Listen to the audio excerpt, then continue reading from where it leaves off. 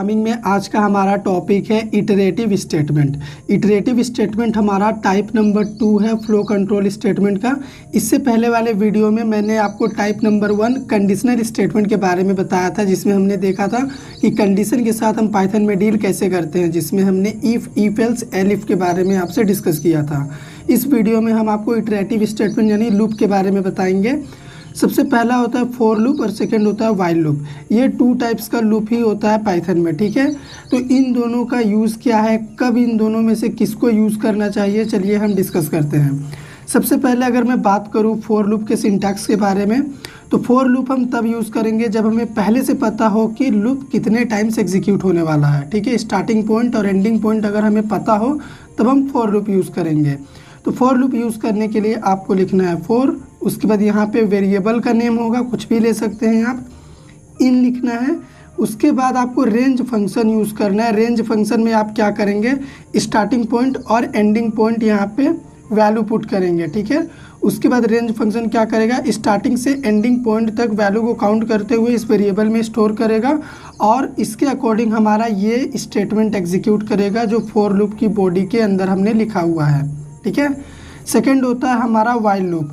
While loop हम कब use करेंगे, जब हमें पहले से ना पता हो कि कंडीशन क्या है, एंडिंग पॉइंट क्या है, उस केस में हम यूज़ करेंगे वाइल लूप, ठीक है। यहाँ पे देखो वाइल आपको लिखना है, फिर आपका यहाँ पे कंडीशन होगा। अगर ये कंडीशन ट्रू होगा तो आपका वाइल लूप के अंदर लिखा हुआ ये स्टेटमेंट एग्जीक्यूट कर जाएगा, ठीक है। तो चलिए हम क्या करते हैं, प्रैक्टिकली आपको बताते हैं कि कैसे फॉर लूप और वाइल लूप को पाइथन में हम इम्प्लीमेंट करेंगे। तो चलिए फटाक से यूज़र से इनपुट ले लेते हैं। यूज़र से इनपुट ले लेते हैं। क्या यूज़र से इनपुट लेंगे, यहाँ पे ले लेते हैं जो भी यूज़र डेटा डालेगा उसे हम लोग कन्वर्ट कर देंगे इंटीजर में, ठीक है। तो इनपुट के अंदर हम लोग लिखते हैं इंटर अ नंबर, ठीक है। उसके बाद हम लोग क्या करेंगे, फॉर लूप यूज करेंगे। क्यों, क्योंकि हम लोग को पहले से पता है कितना बार स्टेटमेंट रिपीट होगा। हम लोग यूज करेंगे फॉर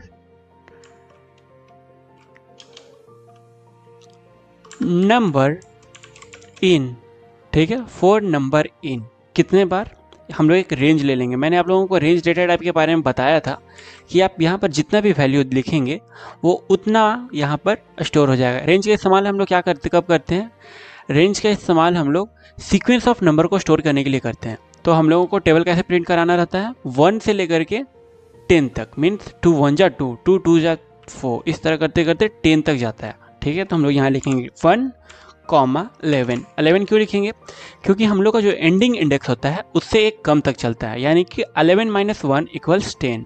तो 10 तक ये चलेगा, 1 से स्टार्ट होगा और 10 तक चलेगा, ठीक है। अब ये क्या होगा, हालांकि मैंने तो ये क्या होगा, इसमें से हर एक नंबर उठ करके किसके अंदर आते जाएगा, इसके अंदर आते जाएगा। रेंज में पहला जब लूप चलेगा तो क्या आएगा, और नंबर के अंदर आ जाएगा 1। उसके बाद दूसरा बार जब लूप चलेगा 2 3 4, इस तरह करते करते करते 10 तक ये जाएगा मैक्सिमम, ठीक है। अब हम लोग यहाँ पे क्या करेंगे, प्रिंट कराएंगे। क्या प्रिंट कराएंगे, लिखेंगे हम लोग यूज़र इनपुट इनटू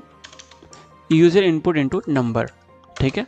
यानी यूज़र अगर 5 डालता है एज अ यूज़र इनपुट तो क्या होगा, 5 × 1 यहाँ पे प्रिंट हो जाएगा। 5 × 1 = 5, फिर सेकेंड टाइम में 5 × 2 = 10, 15 20, इस तरह करते करते लास्ट तक ये 5 10 50 तक प्रिंट हो जाएगा, ठीक है। तो चलिए इस प्रोग्राम को रन करते हैं।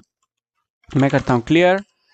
उसके बाद अपने प्रोग्राम का नाम forloop.py, यहाँ पर मुझसे एक नंबर के लिए प्रॉम्प्ट किया जा रहा है। मैं डालता हूँ यहाँ पे 5, ठीक है। 5 का टेबल यहाँ पे प्रिंट हो गया है, ठीक है। इसी तरह मैं फिर से इस प्रोग्राम को रन करता हूँ। अभी लिखता हूँ 9, ठीक है। 9 का टेबल प्रिंट हो गया। तो आप देख रहे हैं कितना ज़्यादा आसान है पाइथन की मदद से हम लोग किसी भी नंबर का टेबल प्रिंट करना, ठीक है। तो उम्मीद करता हूँ आप लोगों को फॉर लूप अच्छे से समझ में आ गया होगा। अब हम लोग मूव करते हैं वाइल लूप की तरफ, ठीक है। तो इसका एक रियल लाइफ में एग्जांपल दिखाता हूँ। जैसे सपोज हमारे फ़ोन में जो पासवर्ड होते हैं, पासवर्ड के लिए हमारा जो फ़ोन प्रॉम्प्ट करता है वो तब तक पासवर्ड के लिए प्रॉम्प्ट करता है जब तक हम उसे सही पासवर्ड नहीं दे देते। तो सेम चीज़ को हम लोग कंप्यूटर में कैसे इम्प्लीमेंट करेंगे, पाइथन प्रोग्राम के थ्रू कैसे इम्प्लीमेंट करेंगे, तो चलिए करके देखते हैं। सपोज मेरा पहले से पासवर्ड है एनी पासवर्ड, सपोज मेरा पासवर्ड है लर्न कोडिंग, ठीक है, हमारा पासवर्ड है। और हमने यूज़र से इनपुट लिया, इनपुट पासवर्ड, ठीक है, इनपुट एंटर पासवर्ड। कुछ इसी तरह से हम लोगों के फ़ोन में इंटरफेस आता है, ठीक है। अब हम लोग लूप चलाएंगे, लिखेंगे हम लोग व्हाइल जब तक पासवर्ड बराबर नहीं होता है किसके, इनपुट पासवर्ड के, तब तक क्या करो, यूज़र से पासवर्ड मांगते रहो, उस वक्त तक यूज़र से पासवर्ड मांगते रहो, ठीक है। तो हम लोग यहाँ लिखेंगे क्या, input password equals input enter password,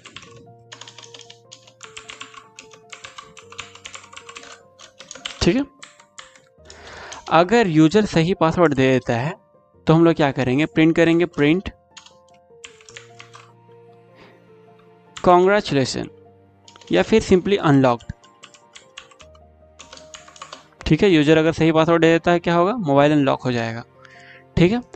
मैं आप लोगों को बता दूं कि हम लोग पाइथन में एल्स इफ के साथ भी यूज़ कर सकते हैं, वाइल लूप फॉर लूप के साथ भी इस्तेमाल कर सकते हैं। एल्स को हम लोग हर जगह इस्तेमाल कर सकते हैं लगभग। तो एल्स पार्ट तब एग्जीक्यूट होगा लूप में जब भी हमारा वाइल लूप बिना किसी ब्रेक स्टेटमेंट के एग्जीक्यूट हो जाएगा, उस वक्त हमारा एल्स ब्लॉक एग्जीक्यूट हो जाएगा, ठीक है। तो इसमें जैसे ही ये वाला कंडीशन सही हो जाता है, यानी कि ट्रू हो जाता है, यानी कि पासवर्ड बराबर हो जाता है किसके, इनपुट पासवर्ड के, तो ये वाला पार्ट एग्जीक्यूट होना ख़त्म हो जाएगा और क्या होगा, यहाँ पे हम लोगों का एल्स पार्ट एग्जीक्यूट हो जाएगा, ठीक है। तो हम लोग रन करके देखते हैं इसे, Python while loop dot py। देखिए पासवर्ड के लिए प्रॉम्प्ट कर रहा है, मैं अभी यहाँ पे गलत पासवर्ड डालूंगा, फिर से पासवर्ड मांगेगा, फिर से गलत पासवर्ड डालूंगा, फिर से गलत पासवर्ड, जब तक जितने बार मैं गलत पासवर्ड डालूंगा हर बार ये मुझसे नया पासवर्ड का डिमांड करेगा। जैसे ही मैं सही पासवर्ड डालूंगा तो ये क्या बोलेगा, अनलॉक्ड, ठीक है। इसी तरह तो हमारे फ़ोन का लॉकिंग सिस्टम काम करता है, ठीक है। तो मैं उम्मीद करता हूँ आप लोगों को इटरेटिव स्टेटमेंट भी बढ़िया से समझ में आ गया होगा। इटरेटिव स्टेटमेंट में दोनों लूप आ जाते हैं, for loop and while loop, ठीक है।